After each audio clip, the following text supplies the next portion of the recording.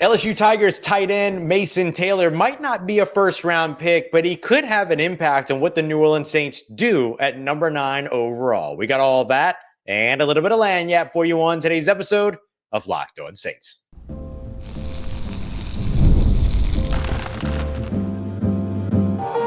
You are Locked On Saints, your daily New Orleans Saints podcast. Part of the Locked On Podcast Network, your team every day. What is good, Who Dat Nation and Who Dat family? I am your host, your friend Ross Jackson, New Orleans native, your New Orleans Saints expert and credentialed member of the media covering those New Orleans Saints as a Saints beat writer over at LouisianaSports.net and Saints analyst with WWL TV. And on today's episode of Locked On Saints, the Georgia Bulldogs players are certainly drawing some attention from the New Orleans Saints. Ohio State quarterback Will Howard caught the eye of Kellen Moore, and Mason Taylor, LSU tight end, might have some ripple effects on what the New Orleans Saints choose to do in the first round, even without being a first-round prospect. We got all that and much more for you on today's episode of Locked On Saints. We appreciate you very much, as always, for making us your first listen and for being an everyday or here on the show, which is a proud part of Locked On Podcast Network, your team every day. Today's episode brought to you by our friends over at Game Time. Download the Game Time app, create an account, use promo code LOCKEDONNFL. You get $20 off your first purchase over at Game Time today. LSU tight end Mason Taylor might not be a first-round pick, but his impressive performance over at the Pro Day might have convinced the New Orleans Saints that they don't need to rush for a tight end, no matter how good Penn State tight end Tyler Warren might be or how tempting he could potentially be in the first round at pick number 9 overall, giving the New Orleans Saints a real opportunity to do what it is that they love to do in the NFL draft, which is go best player available when it comes to their selections. And Mason Taylor could potentially be the best player available in the second or third round, leaving them the opportunity to be able to, again, go best player available in the first round at number 9 overall. Let me explain what I mean. New Orleans Saints have done a lot of things this offseason that people have either, well, you know how it goes, right? People either like it or they don't like it, right? Some people do and some people don't, whatever. But extending and re-signing Juwan Johnson, okay, that helps you at tight end. But I still think that there's a need at tight end because you're trying to look not just at 2025, you're looking at 2026, 2027, 2028, and on. You got Taysom Hill as well as Foster Moreau that are coming off of major injuries that are going into contract years. Who's going to be around in 2026? And if Juwan Johnson does take that big step forward here in 2025 that he wants to take, that Kellen Moore clearly believes that he can take, and that the Saints clearly believe that he can take, then pairing him up with a Mason Taylor for the future, there's worse pairings, to say the absolute least. In fact, actually, I'll say it out loud. That would be a very, very good pairing for your future. Mason Taylor ran the 40 today, or excuse me, on Wednesday, with a 4.65 40-yard dash. Also put up 28 bench reps at 225 pounds as well.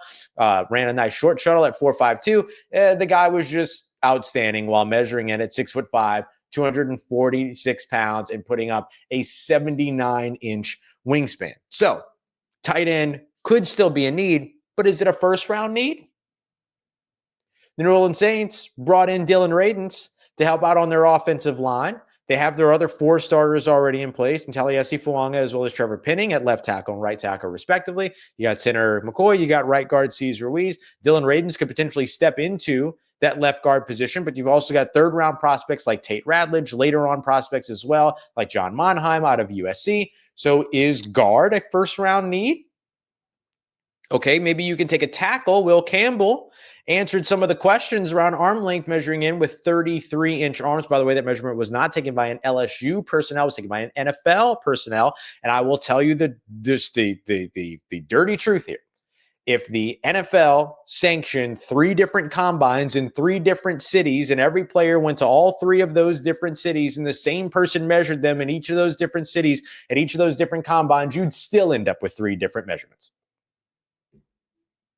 Just kind of how it works. So 33-inch arms.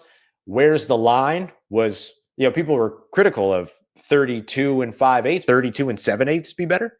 Is 33 inches still not enough? Would you rather 33 and an eighth? Like, what are we doing? So Will Campbell, who has allowed, 2 sacks in 3 years? Yeah, still a draftable player in the top 10. So could you draft him and then end up moving a tackle inside? Sure, but does that make tackle a first-round need for New Orleans?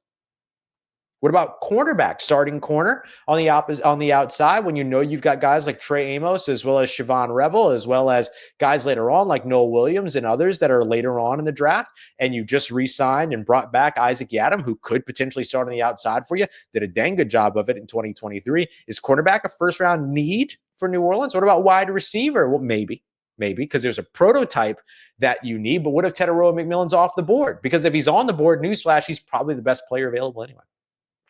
Same thing for defensive tackle. Defensive tackle, they traded for Devon Godshaw. They bring in other guys. They bring back guys. You have the opportunity to invest in a defensive tackle if Mason Graham falls. But newsflash, if Mason Graham's on the board or not, he's probably the best player available anyway. Doesn't really come down to a first-round need at the position, right? So you catch my drift here.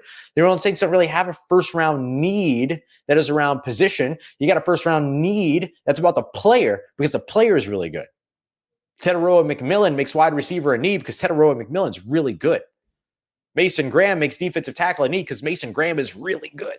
So if those guys are on the board at 9, sure.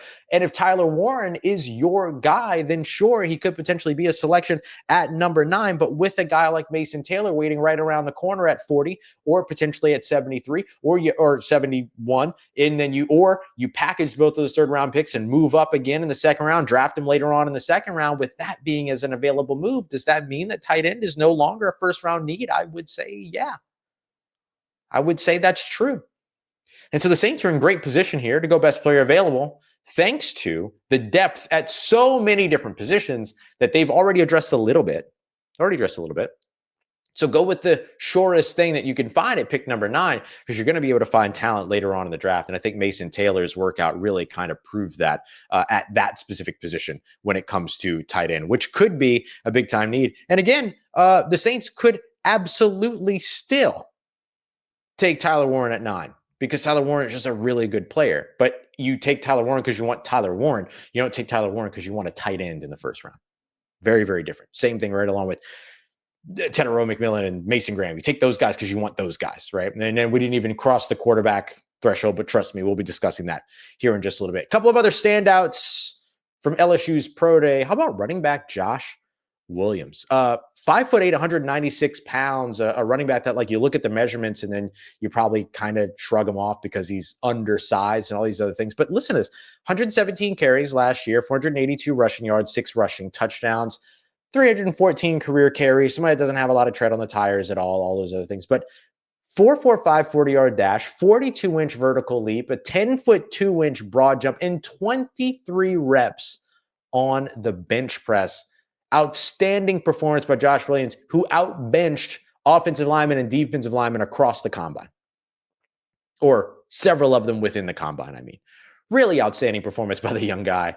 And not somebody that I would necessarily say that the Saints are going to be after or anything like that, but just really, really good opportunity in a high-profile situation to put himself on the map. Garrett Dellinger, interior offensive lineman that I liked a lot. At the Pro Day, 5'10". He sends me back. He's going to send me back to his tape, so we'll be revisiting him a little bit later when we do another mock draft. But 5'10", 40-yard dash, 32-inch vertical, 9-foot 2-inch broad jump. That's good explosion there. 30 reps on the bench as well, so very strong, showing you some good things there. And I think some people have been really interested around Kyron Lacey, 4'6", 40, 33.5-inch vert, 4.43 short shuttle. Probably not the numbers he wanted to put up, but hey, he got numbers up. So that's a good look for him. So, I think that LSU Pro Day was outstanding to be a part of, to be able to go to, and all those other things. But I think Mason Taylor did himself some favors, but also kind of opened some eyes about the real depth of that tight end position, and maybe might have created an argument around who is the top tight end behind guys like Tyler Warren and Colton Loveland out of Michigan. So we'll see where things go. Coming up next, the New Orleans Saints head coach, Kellen Moore, has eyes for Will Howard, apparently. We got that covered for you next as we continue on with today's episode of Locked On Saints, part of Locked On Podcast Network, your team every day. Today's episode of Locked On Saints is brought to you by friends over at Game Time, the best place to go to pick up tickets for your favorite events, whether it's sports, comedy, musicals, concerts, other theater performances, whatever you're into, you're going to be able to find it over at Game Time. My favorite way to use Game Time is actually when I'm in other cities. Now, of course, in New Orleans, we get some of the best events all the time. So, of course, I use it here too. But when I'm on the road and I like want something to do that night or whatever, I open up the Game Time app, I check out to see what's going on, because the closer you get to an event, oftentimes the tickets get more affordable. And sometimes you can even get tickets up to an hour after the event starts, and they're even more affordable at that point too. So if you don't care about some of the openers for a comedy act or something like that, bang, really good opportunity to take advantage of what Game Time has to offer. And with Game Time Picks, they curate it for you so you don't have to sift through all the thousands of different ticket prices. They give you the best options available right away. So go check them out today. Download the Game Time app, create an account, use the promo code LOCKEDONNFL to get $20 off your first purchase. That's promo code LOCKEDON NFL for $20 off. Download Game Time today. Last minute tickets, lowest price guaranteed. All right, family. The New Orleans Saints continue to make quarterback waves, this time with Will Howard. Almost said Will Harris. Will Harris. Oh, my goodness. Will Howard, the Ohio State quarterback, drawing some attention from those that were in attendance at the Ohio State Buckeyes Pro Day, where the New Orleans Saints, of course, had a large contingent available to go and see. It is the Ohio State Buckeyes, by the way, the collegiate New Orleans Saints. And so there's a lot of talent for them to look at. Josh Simmons, the offensive tackle, right? 33, I think it was, bench reps. Oh, power, strong, love that.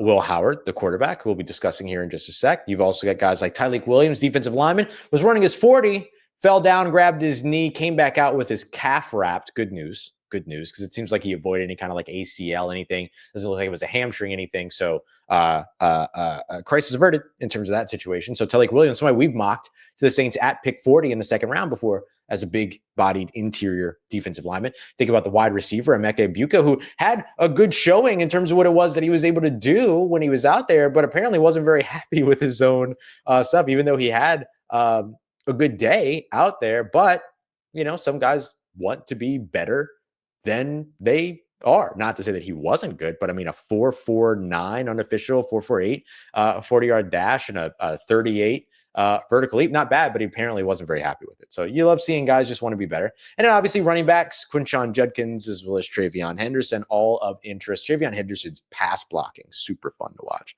but also explosive with the ball in his hands, of course, as a runner.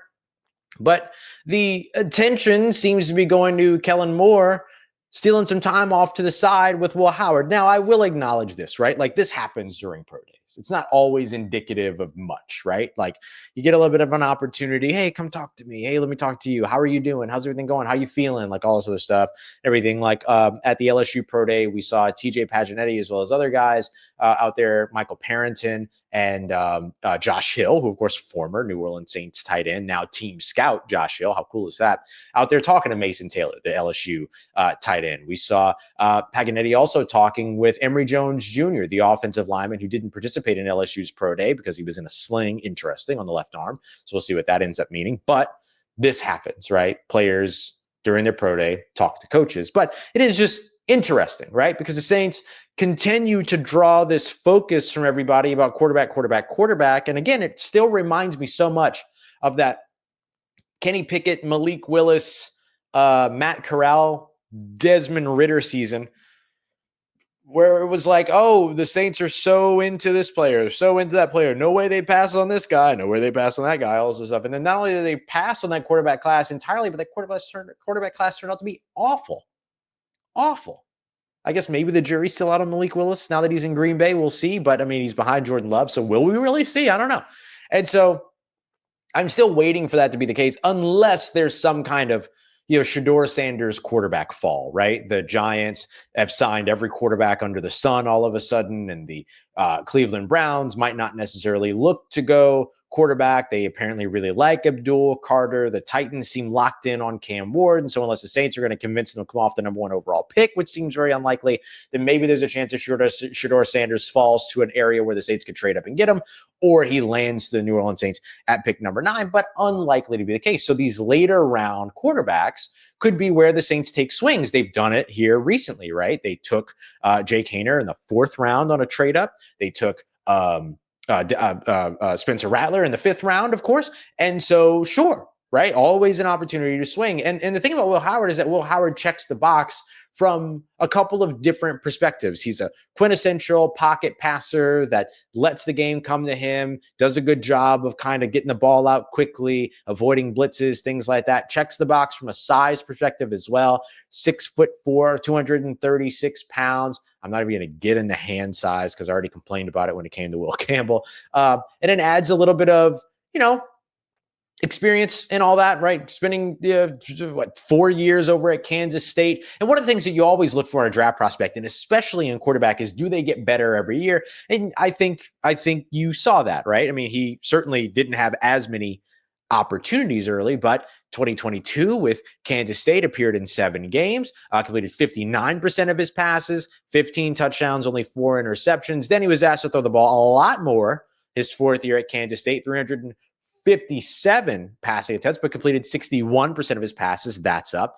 Passed for more yards, passed for 24 touchdowns. That's more. And through 10 interceptions, you expect that, but the interception percentage did tick up a little bit, 2.0 to 2.8 during that time. But then in 2024 with Ohio State, knowing that he had elite talent when it came to skill positions and a good scheme, keeping that in mind, still completed 73% of his passes, which led the Big Ten, 4,010 passing yards, which led the Big Ten, 35 passing touchdowns, up. All of these are up from 2023, led the Big Ten in passing touchdowns as well, and then had 10 interceptions again, but interception percentage down from 2.8 to 2.4. And so am I saying that Will Howard is the perfect quarterback prospect and that the New Orleans Saints should draft him? No, right? He doesn't really create. He's somebody that's kind of I was going to say a victim of his scheme, but I'll say a victim or a benefactor of the scheme that's in front of him. He's going to be a benefactor of the skill position players that are around them, which if the Saints stay healthy, there will be some good skill position players around them. Don't get me wrong, Alvin Kamara, Chris Olave, Rashid Shaheed. We'll see what happens at tight end with Juwan Johnson trying to take his next step and all these other things. So and plus whoever they invest in this year's draft, but good size, good toughness, stays on the field. Plays tough outside the pocket and inside the pocket, will hold on to the football to the very last second and take that contact, getting the ball out and being able to make the right decisions there if the scheme allows for it. The big thing is that a lot of his time at Ohio State and a lot of his time over at Kansas State as well, he was a half-field read guy. And this is just a part of the leap you have to make going from college to the pros. It happens. Everything that you can't, when you're a benefactor of your scheme, you're playing your scheme, and that's just kind of what it is. And so, can you get him to the point where he's making full field reads and all these other things? These are the things that make him a later round investment. And when I say later, I mean mid to late round, not necessarily late. But he's a day 2, day 3 type quarterback, everything like that, but good poise.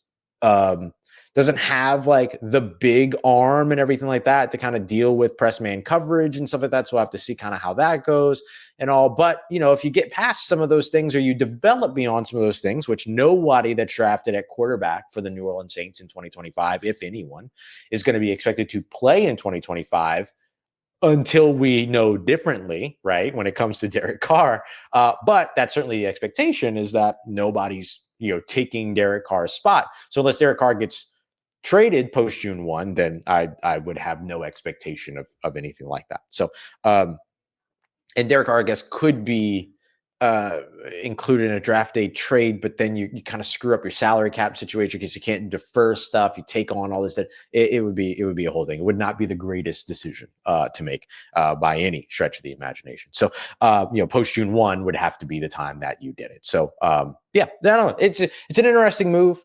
It's an interesting player to keep an eye on. Not somebody that we've talked about much. So I thought if nothing else was an opportunity for us to kind of dig in.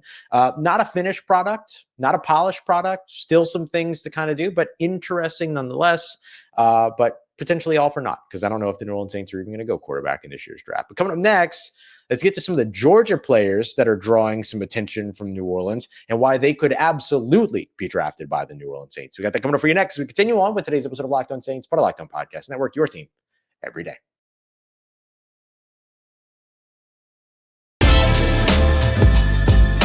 Let's get it, Who Dat Nation. The New Orleans Saints apparently flying to Athens, Georgia, spending some time at their pro day as well with Georgia, and according to Nick Underhill, going to dinner with several players, amongst them Mykel Williams, the defensive end, that a lot of people have already drawn connections to when it comes to the New Orleans Saints because of their, let's just call it, habit of investing in traitsy edge rushers in the NFL draft. And so a guy like Mykel Williams certainly checks that box. There's no doubt about that. He also checks the box of not a lot of production in college, which is something that the Saints have been known to roll the dice on before.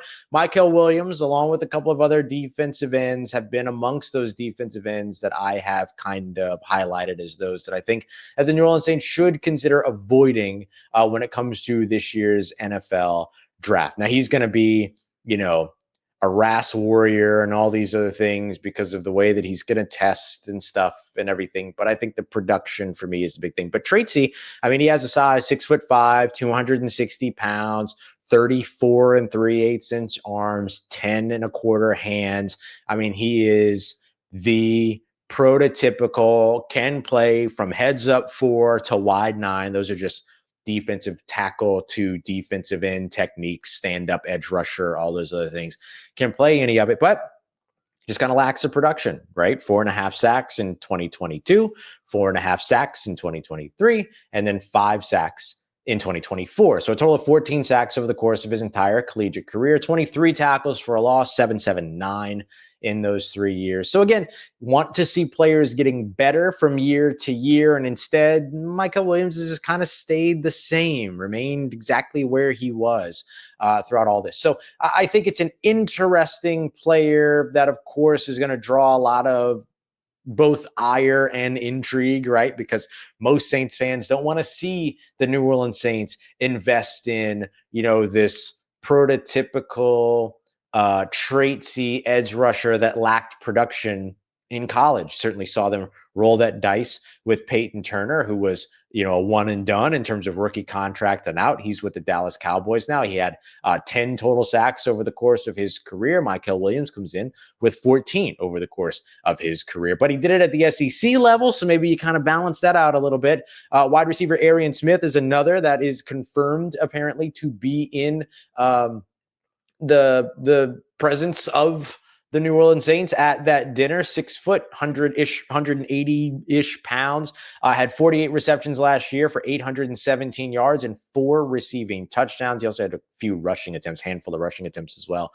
But, not somebody that fits like the big body wide receiver mold at all. But again, I think the Saints are equally intrigued in guys that can, show some speed, pick up yards after catch, all of these other things. So it will be interesting to see exactly who it is that the Saints are most intrigued by when it comes to these Georgia players and the ones that they have this dinner with. But obviously, like, the big name that we're all wondering about, honestly, truly, is Jalen Walker, the hybrid edge rusher / linebacker that could be that stand-up edge rusher for you in your defense, excuse me.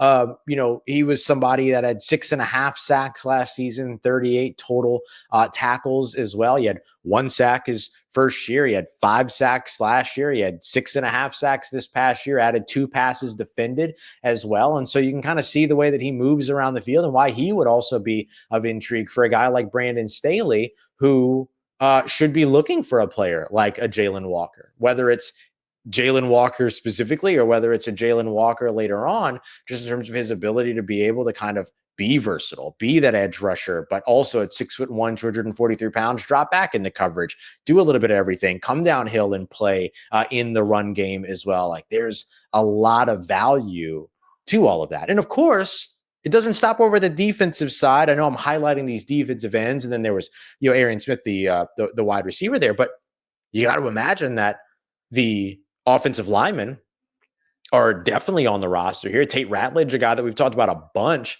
as a potential 3rd round selection as an offensive lineman that could potentially come in and start for you day one. Also great hair, but that's okay. We're not drafting for hair these days.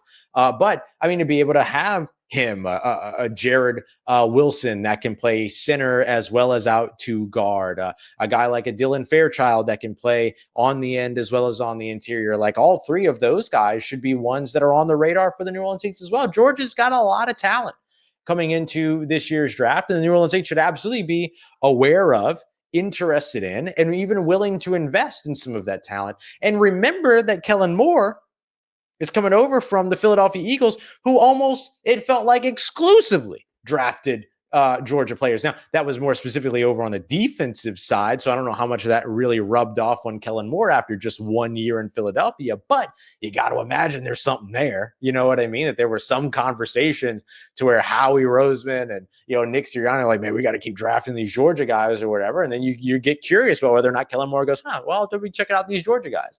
But I do think that when it comes to the trenches in particular, there's good options here for New Orleans when it comes to Georgia. So I'm actually glad that the Saints are kind of doing their extra stuff, doing a little bit of extra stuff when it comes to these additional meetings with players over in Athens, because I do think that there's going to be a good amount of talent worth investing in, getting excited about all that coming from Georgia and coming from that Bulldogs program here in 2025.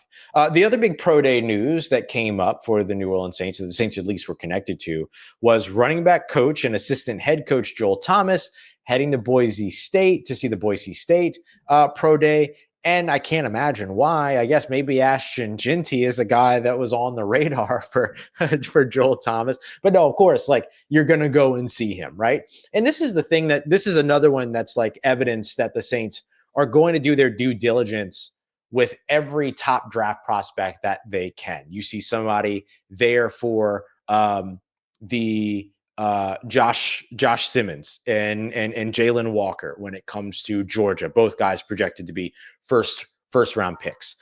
You see the Saints at Will Campbell's pro day, LSU, expected to be a first round pick. You see one of the Saints staffers over at the Boise State pro day with Ashton Jeanty, expected to be a first round pick. You going to see Cam Ward in Miami, who's projected to be the number 1 overall selection, likely to the Tennessee Titans. Like, you're going to go and see everybody, because if you don't, and all of a sudden that player is available at a range that you can either move to or that you could draft, then what do you do? You lost your opportunity to get that extra bit of evaluation. So you absolutely go and do that. So I think it's great to see that Joel Thomas made that trip out. How about Joel Thomas, by the way, getting the promotion to assistant head coach? Super dope to see that too. So yeah, no, Saints taking advantage of everything they've got coming up here when it comes to these offensive linemen, these defensive linemen, all over the place. I mean, again, just casting a wide net. And that's exactly what they should be doing here, because this draft in 2025 is important for New Orleans. It's a talented draft. Yes, it's a quarterback weak draft, quote unquote, but it's a talented draft when it comes to starters. It's a weak draft in terms of like top end talent, but it's a really, really talented draft when it comes to finding guys that are going to be in the league for 7, 8, 9, 10 years and all those other things. And the Saints should be taking advantage of that here, especially with 9 selections in this year's draft. Sure, trade up, move around, all those other things, but man, real opportunity here to get as much information as possible. Oh, I didn't even mention safety Malachi Starks, of course, is a Georgia guy too. So another name that, of course, would be drawing some attention. So yeah, I mean, just a lot of opportunity here for the New Orleans Saints to continue to reinvest in where it is that they're headed next. All right, coming up in tomorrow's episode with the LSU Pro Day, we didn't get Dylan Radins and we didn't get Ugo Amadi, so I'm hoping potentially that we'll get them today. With that, we'll discuss their introductory or reintroductory, in Ugo Amadi's case, press conferences in tomorrow's episode, as well as more Pro Day draft prospect updates for you as well. We got all that here for you every single day on Locked On Saints. We appreciate you very much for making us a part of your day, part of your routine, for saying yes to me on the show. As always, if you see me, please say hi. If you need anything else around your New Orleans Saints in between these episodes, make sure you follow me on your favorite social media at Ross Jackson, NOLA. Hit me up. Let me know how the family's doing. Let me know how you living. Let me know how you momming them. And trust you, that nation. I'll holla at you.